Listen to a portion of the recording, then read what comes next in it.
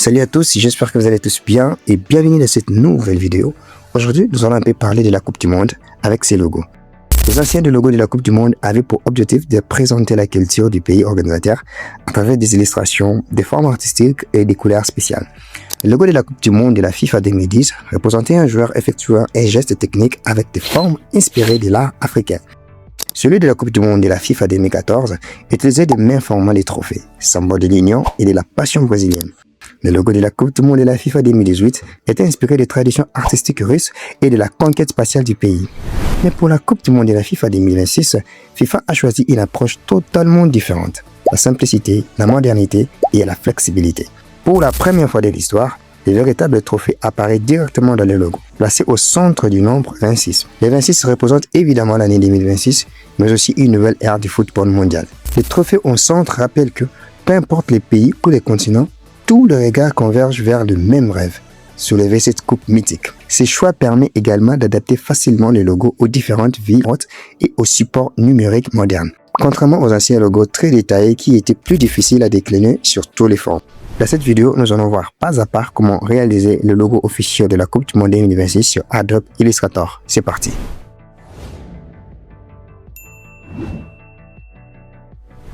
Et voilà, nous sommes sur Adobe Illustrator. Alors, la première des choses que nous allons faire ici, nous allons devoir commencer par concevoir notre premier projet. Alors, comment les faire? Vous allez cliquer sur Fichier, Nouveau. La largeur puis la hauteur, vous allez mettre à 500 mm. Et puis le nom de notre fichier, nous allons écrire World Cup 26, donc 2026. Et puis, vous allez cliquer sur Créer. Et voilà, je peux importer l'image de la Coupe du Monde qui peut me servir d'exemple ici pour concevoir mon logo. Pour l'importer, je vais toujours cliquer sur Fichier et puis Importer, Incorporer.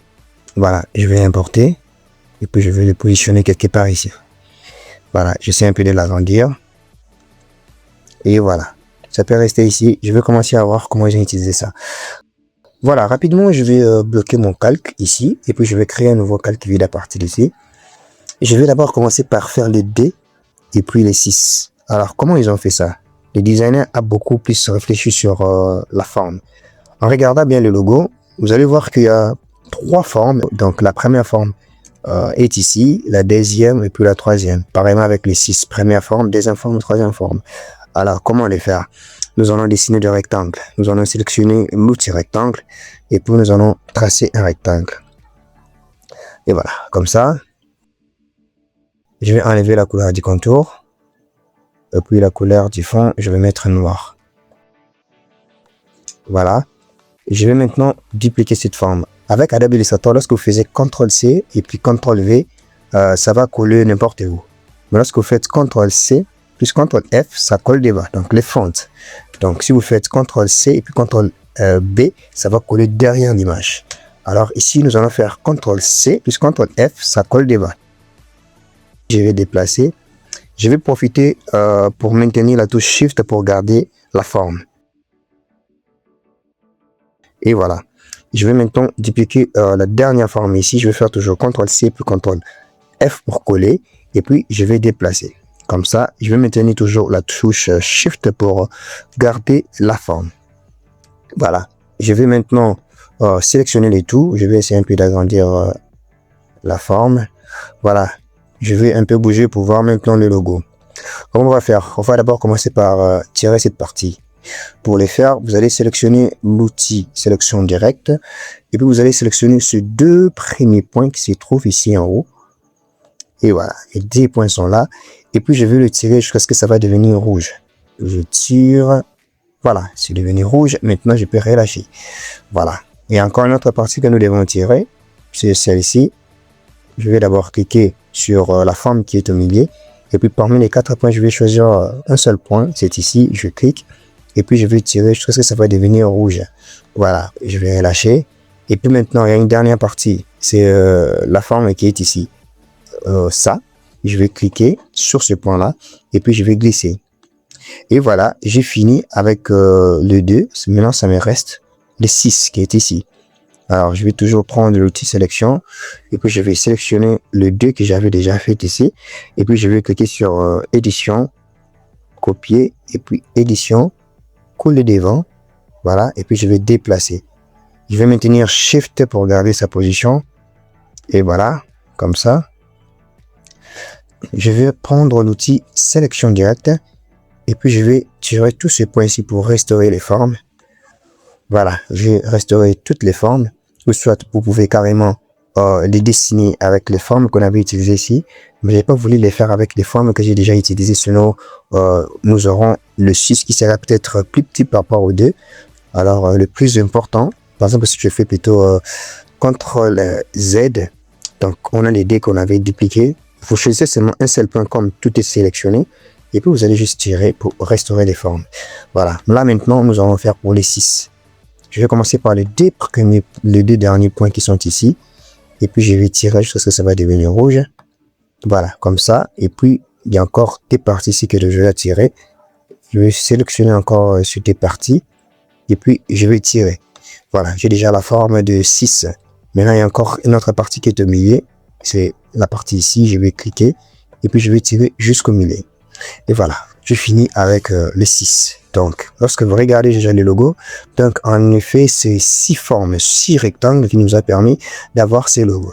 Alors, ces logos, si c'est vraiment une image réelle, on ne saura pas de dessiner sur Adobe Illustrator, c'est juste une image que j'en ai ici, que nous allons utiliser. Vous aurez les images sur la description pour avoir les mêmes éléments que moi, afin de faire le même travail que moi. Voilà, nous allons cliquer sur Fichier, Importer, Incorporer. Et voilà, je vais importer l'image ici, FIFA White. Et puis je vais cliquer sur Importer. Voilà, je vais tracer mon logo ici. Voilà. Avant tout d'abord, je vais les déplacer parce que j'ai besoin de grouper d'abord les images, les sélections et tout. Comme ça. Puis je vais faire clic droit. Associer. Je sélectionne sur les tout ici. Je fais clic droit. Associer. Voilà. Voilà, je peux sélectionner le dé comme ça, je déplace. Je souhaite d'abord le faire avec la couleur blanche. Et voilà, je vais zoomer. Maintenant, je vais importer le logo, ça je peux effacer. J'importe un autre logo, je vais cliquer sur Fichier, Importer, Incorporer. Voilà, j'importe celui-ci. Puis je vais cliquer sur Importer. Je vais tracer. Voilà, je vais déplacer. Et puis, je vais essayer d'agrandir sa taille. Je vais appuyer sur Alt et Shift pour agrandir sa taille. Voilà. Je vais essayer de dézoomer pour comparer ces logos avec celui qui est ici. Je vais encore agrandir. Voilà. Je agrandis encore pour une dernière fois. Voilà. Je vais déplacer. Super. J'essaie encore de déplacer. Encore un petit peu. Et voilà, je peux maintenant zoomer. Voilà, nous avons réussi à réaliser le logo de la Coupe du Monde 2026, très simple, avec le logiciel Adobe Illustrator. Alors, si vous souhaitez changer la couleur de plusieurs formes, cette image qui est devant, ça ne permet pas de toucher les images qui sont derrière. Je veux juste ouvrir le calque qui est ici. L'image de la Coupe du Monde est là, je peux barrer ça.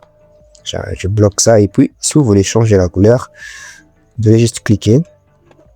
Plutôt sélectionner sur deux formes comme ça, et puis vous changez juste la couleur. Si vous mettez par exemple la couleur verte, et puis ça change la couleur jaune, ou soit vous remettez la couleur blanche.